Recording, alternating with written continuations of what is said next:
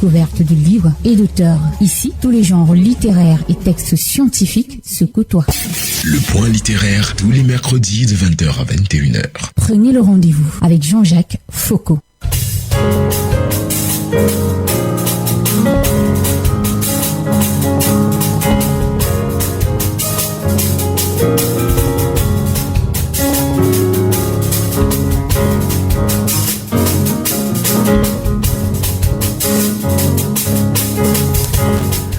À présent, la seconde partie du point littéraire. Hervé Akam, bonsoir et bienvenue.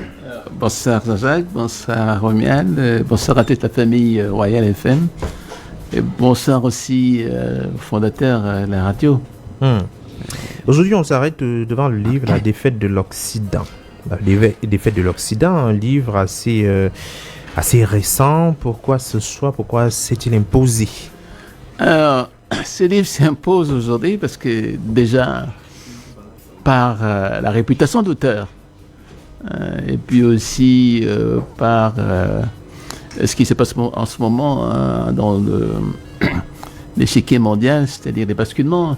Déjà l'auteur, pour ceux qui le connaissent, parce que je suis sûr qu'il y a beaucoup de gens qui le connaissent, même s'ils n'ont pas lu l'œuvre, vous savez, c'est lui qui il a écrit un très bon livre là, pour expliquer un peu la chute finale de l'Union soviétique à l'époque, oui. Et donc c'est lui qui a vraiment, en dépit des informations que détenait par exemple la CIA et d'autres services de renseignement sur l'État économique, social de la Russie, c'est lui qui était en mesure, effectivement, qui apportait effectivement des éléments dissuasifs pour faire comprendre un peu comment la Russie allait chuter.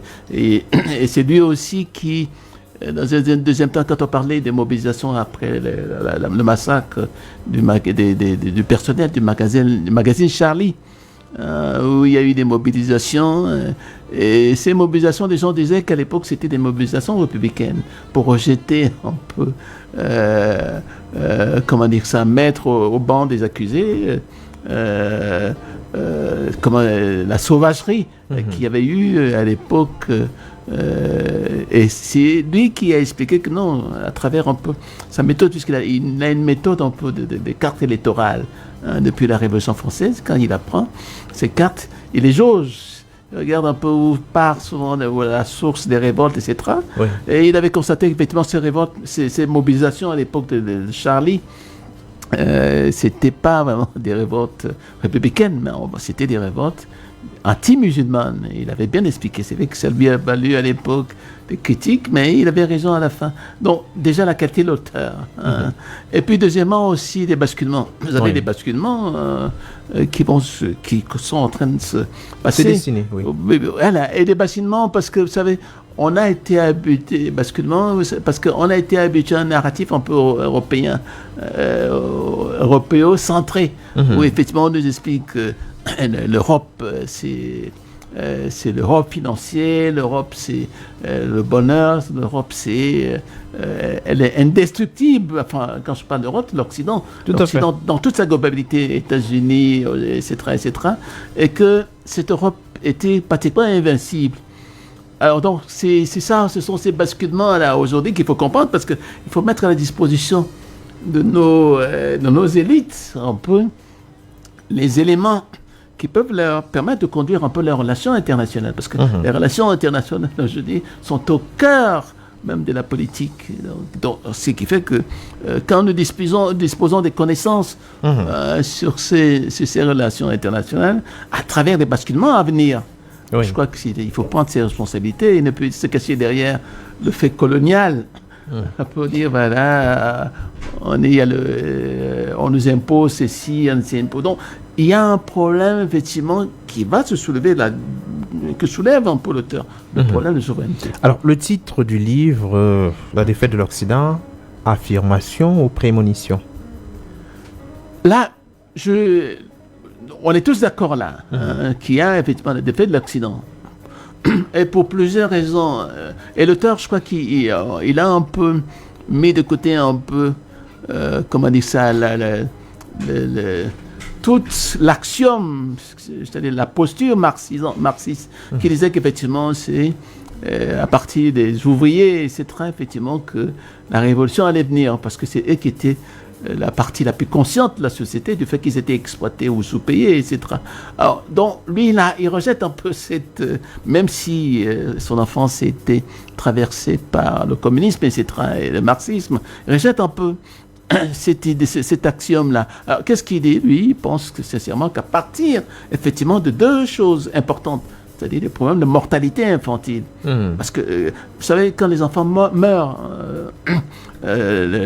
très tôt, ça prouve soit vous n'avez pas un problème une politique de santé, soit alors vous n'envisagez pas, il n'y a pas de statut de l'enfant.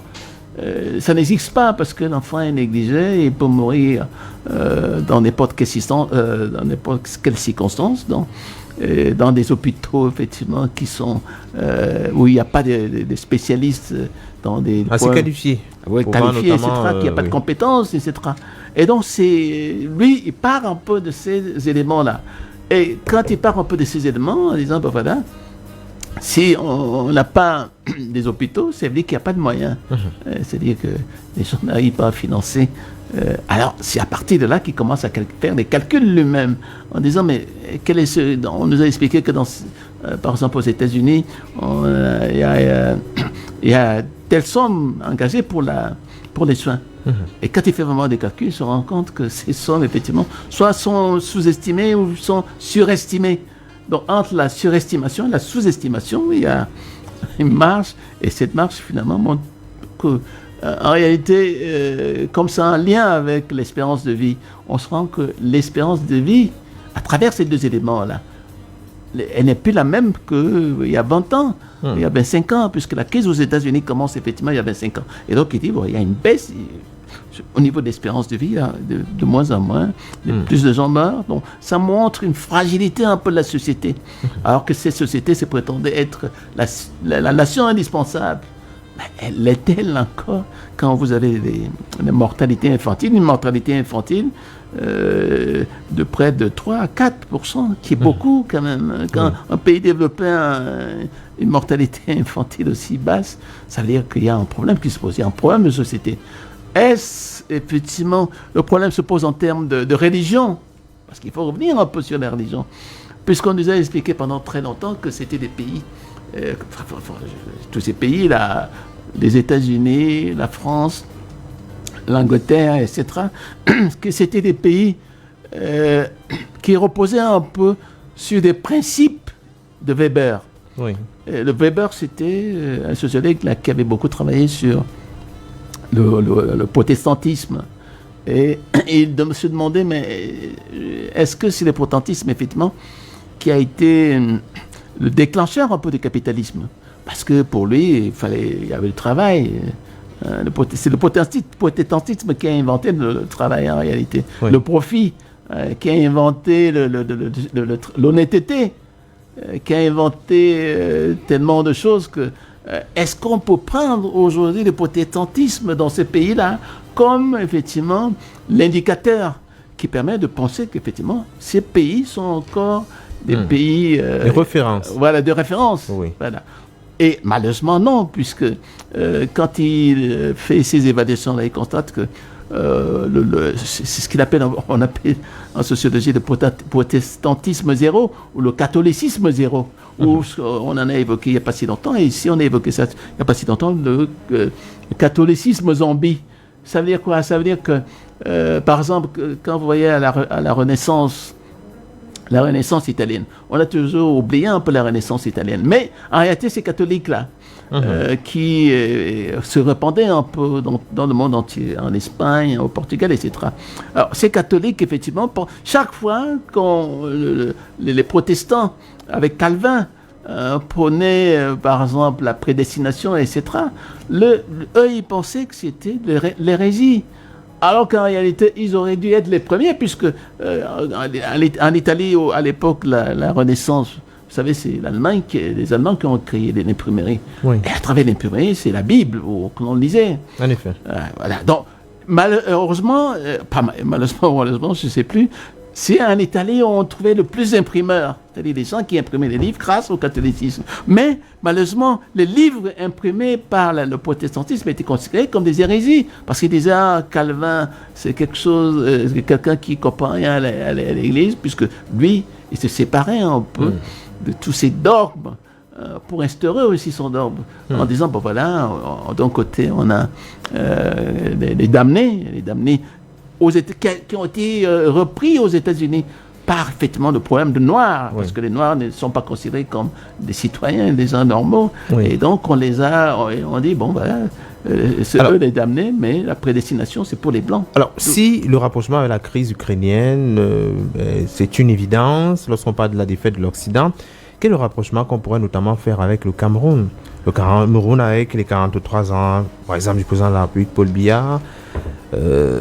Quel rapprochement dans les deux aspects on peut faire? Alors, c'est vrai que le livre, le prétexte un peu, c'est la défaite de l'OTAN, enfin, le protestantisme qui n'existe plus, qui est en train de s'écrouler par le mariage pour tous, etc., la baisse de fécondité, etc.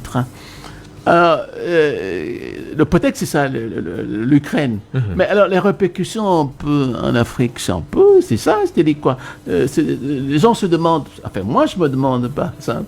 Pourquoi on a pu confier, par exemple, Eneo, qui est une entreprise anglaise, à des actions à Eneo, qui est une entreprise anglaise. Moi, je me pose la question, alors que ces gens-là, effectivement, on constate que c'est le néolibéralisme qui s'est développé là-bas, du fait qu'ils avaient ce qu'on appelle les familles souches, qui influençaient un peu le libéralisme ou le capitalisme là-bas. Oui. Alors, pourquoi confier à ces gens-là la direction un peu d'Ineo, puisque ces gens-là, en réalité, qu'est-ce qu'ils font? Ils savent organiser le marché. Quand il faut organiser le marché, d'accord, la diversité, etc. Mais est-ce qu'ils savent vraiment organiser l'économie? On constate que c'est le contraire. Moi, je constate que c'est le contraire. C'est-à-dire que pour les marchés, ils sont bons. Mais maintenant, construire l'économie, puisqu'ils la détruisent. Pourquoi ils la détruisent? Parce que quand vous regardez un peu Eneo, comment ça fonctionne, on a tellement externalisé les services. Vous avez des services de paiement ailleurs, vous avez la distribution. Franchement, c'est rien que pour faire du profit. Or, le profit, dans un contexte de souveraineté, parce que vous savez, le problème de souveraineté, c'est des monopoles naturels qui existent. Est-ce qu'on peut confier des monopoles naturels à une entreprise étrangère? Voilà le problème qui se pose. Ouais, toute la question. Et moi, je pose la question parce que je trouve qu'un monopole naturel, on ne doit pas confier des monopoles naturels à une entreprise étrangère, parce que l'entreprise étrangère ne fait que du profit. Or, quand on regarde un peu l'archéologie, un peu de la pensée occidentale et libérale. Effectivement, quand ils viennent, pour eux, le problème, c'est de détruire l'économie. Et on en est là aujourd'hui parce que quand on regarde un peu la croissance que peut avoir le Cameroun, parce qu'on a des délestages tout le temps, elle ne peut pas atteindre 4 à 5%. Ce n'est pas possible. Vous avez des délestages, ça veut dire que c'est notre tissu économique, effectivement, qui est fragilisé régulièrement. Qui est complètement fragilisé parce régulièrement. On a besoin d'énergie pour les développer. On a besoin d'énergie. Et comment peut-on développer l'économie si on n'a pas d'énergie? Et là, je pose le problème de ces occidentaux, de ces néolibéralismes-là, dont issus, quand on regarde un peu l'anthropologie familiale structurale, parce que c'est ça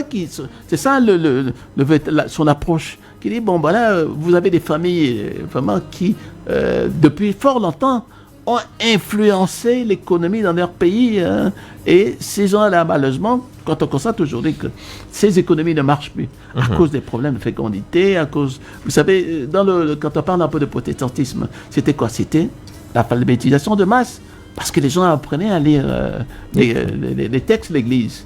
Mais il y a aussi cette classe moyenne qui est arrivée entre-temps, et la classe moyenne, qu'est-ce qu'elle dit en certain moment? C'est-à-dire qu'elle peut contester ce que dit la Bible. Comme aujourd'hui, on conteste un peu ce que peut dire le parti. Et là, vous avez une classe moyenne, effectivement, qui est là pour contester souvent l'ordre établi par des grèves, par des manifestations, etc. Et donc, cette classe moyenne, effectivement, qui est en train de disparaître en Europe, c'est elle, effectivement, qui risque de disparaître chez nous aussi, du fait qu'on n'arrive pas à construire une économie viable. Et là...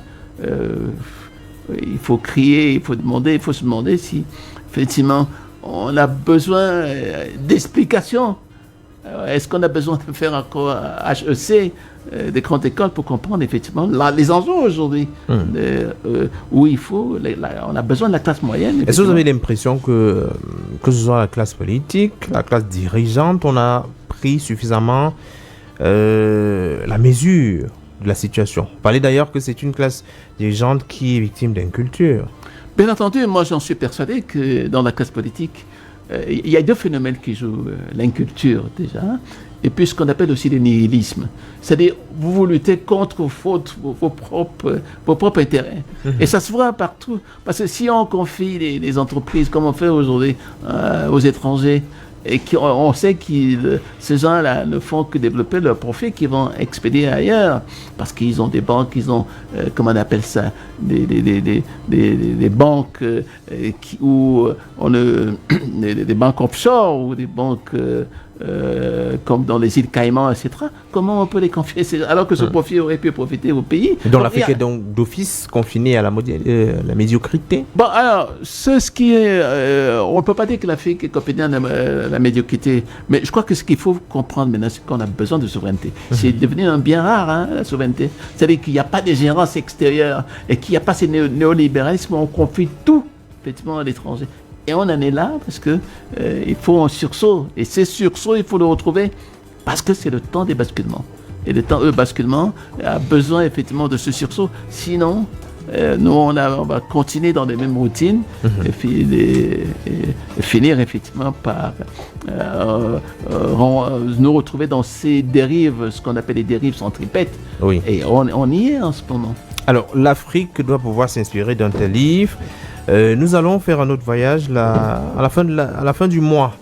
Cette fois-là, on parlera de football. Bien entendu, vous savez, je ne suis pas un spécialiste de football, mais le livre dont on va parler parle un peu de l'industrie du football.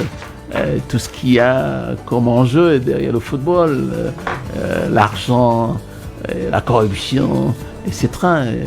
Et bon, déjà, à ceux qui vont remporter la coupe, félicitations. Et on va parler d'eux. On va aborder les trampons. Merci Hervé Akam. Et surtout à la prochaine. À la prochaine.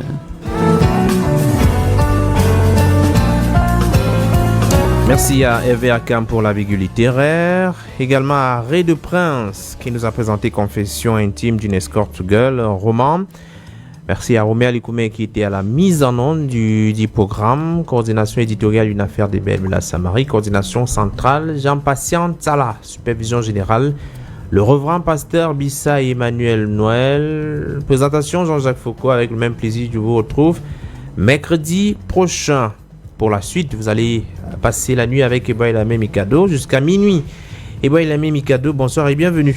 Merci beaucoup Jean-Jacques Foucault. Le plaisir est partagé, n'est-ce pas, avec les auditeurs ce soir, avec également Hervé Akam. Merci. Que je retrouve également tous les mercredis à l'occasion de cette émission. Alors, vous allez partir dans quelques instants. Nous, on prend le relais pour conduire les auditeurs, n'est-ce pas, jusqu'au confins de